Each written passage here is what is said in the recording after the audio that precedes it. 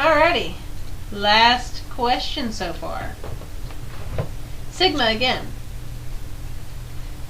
In RagNBone, you have many characters who are named after existing people. The Evepunks, for instance. Now, how did you choose the names you gave your characters? Was it because you liked the name? Are they named after people in your life?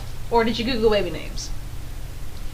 You want to go down the line here with the characters like we usually do? We're going to go down the line. Okay, the Evepunks, I chose their creator as being a librarian because I thought the scientist named his characters after numbers. I thought it would be neat to have a character that named her Stitchpunks after books, considering it was her profession. She was a librarian. Had Eve been an artist, I probably would have had her naming them after, famous painters, Picasso, Dali, etc. So I chose really influential authors considered as classics. Ray Bradbury, Mark Twain, Lewis Carroll, C.S. Lewis, etc. And Mark Twain was a particular favorite of Eve's, so I had the first one be Mark Twain. And I basically, the reason why they go by last names is because the last names of authors are more important or more significant usually. That's what you remember them by. So, the reason why they're named the way they are, Ernest Hemingway. Hemingway is a surly old guy. He, fights a lot. He's outlandish at times and stuff. He's really outgoing and everything. And if you look at Ernest Hemingway, the actual author, he was pretty out there. Hemingway was pretty. He had a crazy life. I think one of the funny things is that when we look up author quotes, they kind of really do match the characters after a while. Yeah. Twain doesn't really match the author so much, but it still works for her. I like the name. I never considered Twain being a girl's name, but it really works. Brad, I chose Ray Bradbury for Brad because of the fact that Brad always struck me as a character that was going to be thinking outside of the box and trying to do different things, and Bradbury kind of did that. And his whole sci-fi and his stories struck me as being a very Bradish sort of thing. I always thought that if Brad watched television, he would like The Twilight Zone and things like this, these old school movies.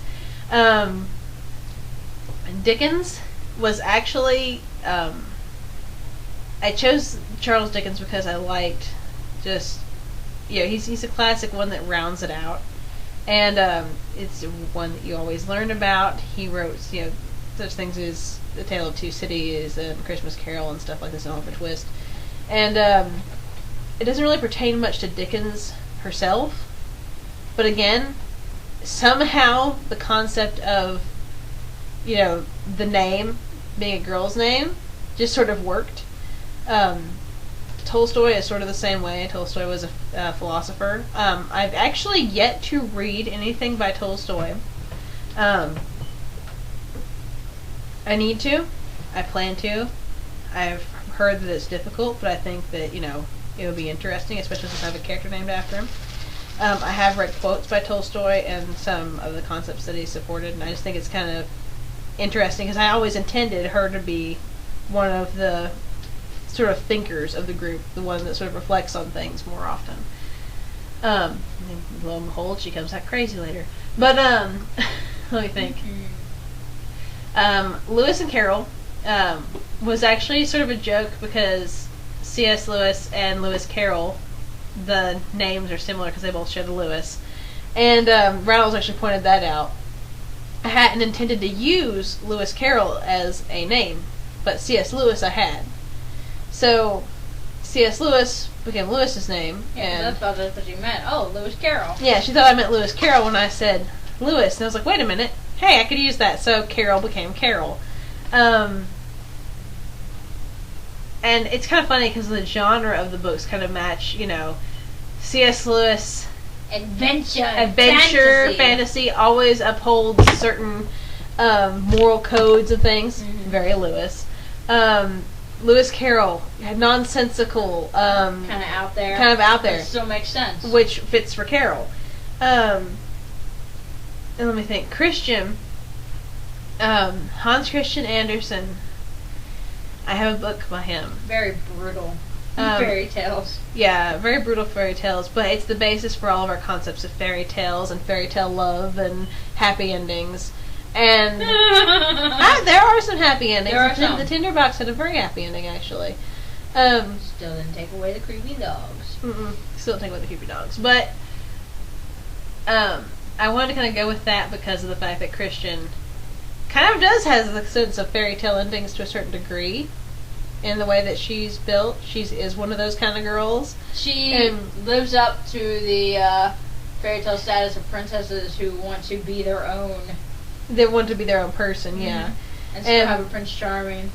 And still have the Prince Charming, yes. She very much does. And it's kind of funny because Sarah Bareilles was her first voice actor that I picked out for her. And Sarah Bareilles did a song called Fairy Tale, which I always picture Christian singing. Which is all about how fairy tales are really true. But it's an amazing song. You should look it up. It's really funny. But, it's an amazing song. It's funny. Poe. Poe does not fit the author at all. There's a reason. Edgar Allan Poe. When Eve got to the end of her life when she was making Poe, she was very delirious. She was very out of it. Edgar Allan Poe was actually an author she was reading at this point in time. And, dark, she knows she's going to die, she's kind of delirious and things. This is one of the reasons why Poe came out looking as childlike as she does, is because of the fact that Eve's concept and perspective of, body proportions was kind of skewed, so Poe's head is technically larger than it should be.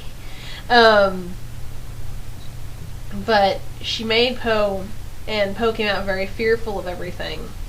And very afraid of everything. So, it kind of correlates to me. He's a horror writer. She's afraid of everything. She's very, shy.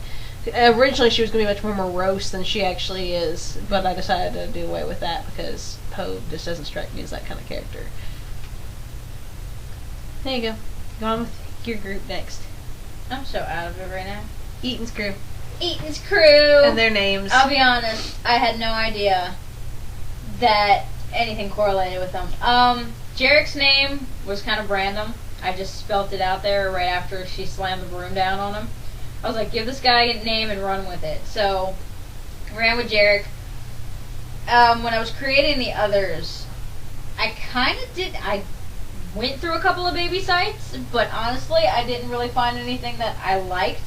So I was like, well, Jarek's worked. Let's just make them up on the spot. Had no idea any of these names are actual names. We still get the piss amused when Hannah was talking to a customer at the call center. Apparently their kid's name was Jarek. I had no idea. Yep. But that threw me out. Oh, that blew me out of the freaking water. That killed me. Yeah, Jarek, Bedden, Crawford, Vic, Dabney, and Ward. They actually are all British names. They're of British origin. And save for Crawford and Vic, they're actually Irish, which is kind of really funny because I kind of give them an Irish background in Good Company. But I actually found out later when I was going through the stuff, they are named primarily after a couple of the RAF pilots. I found out that all of their names correlate to a pilot in the RAF back in the 1940s and 50s, and I was like, oh, well, fuck, that works right there. So we kind of went with that. Perfectly. It does. And really I had no correlation with how they would even interact with each other or anything like that. I remember finding a biography on Bedden's pilot, but nothing like Bedden. And I was like, okay, obviously this isn't going to work. So we'll just keep it at the fact that they're British pilots. That works. So they're all named after British pilots, essentially. They were all named randomly, but correlation came afterwards. So that works for them. Franz Punks. The Franz You did not intend this, but I pointed it out. Yeah, I didn't intend for them to have a name correlation at first, but they all ended up being named slightly after composers. Now, which actually works because Franz was a lover of classical music, their creator. Now, their names, I did have to troll through some baby sites, and the reason why I went through baby name sites is because I wanted to make sure that the names were of German origin. I already knew I was going to use Johann. I already knew when I first drew Klaus, I already knew his name had to be Klaus.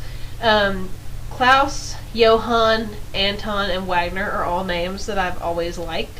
So I was like, I have to use these somewhere. So Anton,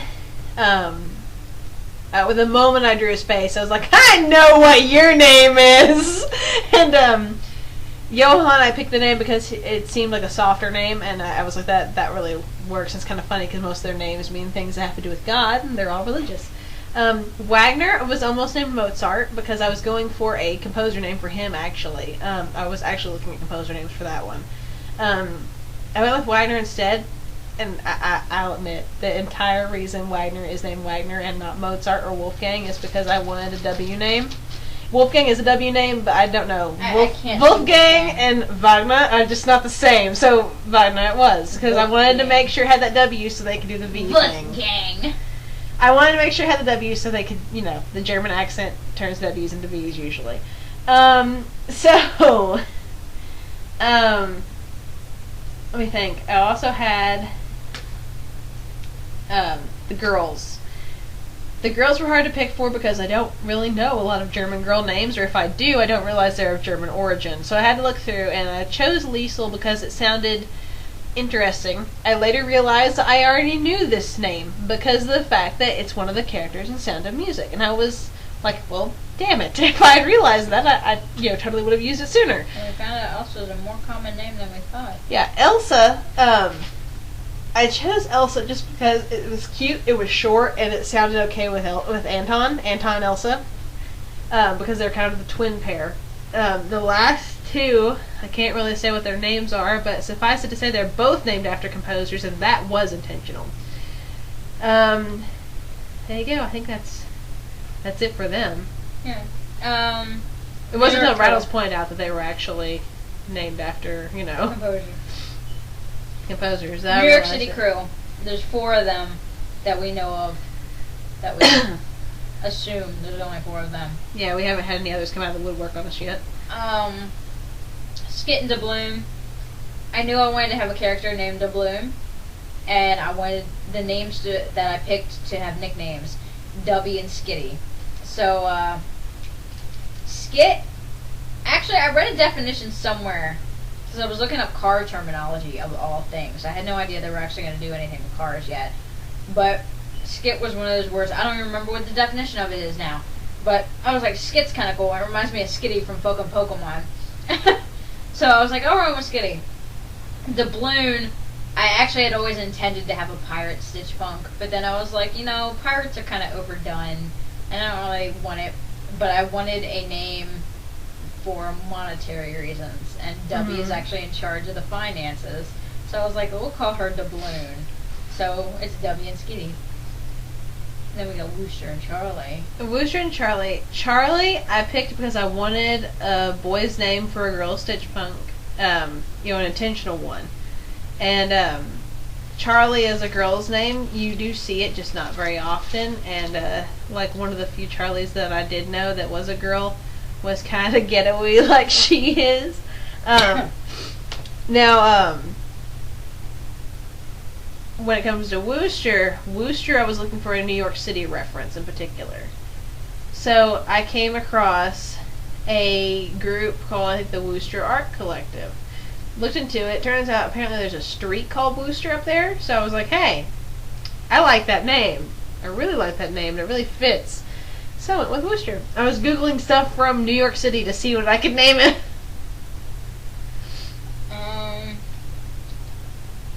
Hate Punks. Can we go into the Hate Punks or no? We can go into Hate Punks. Okay.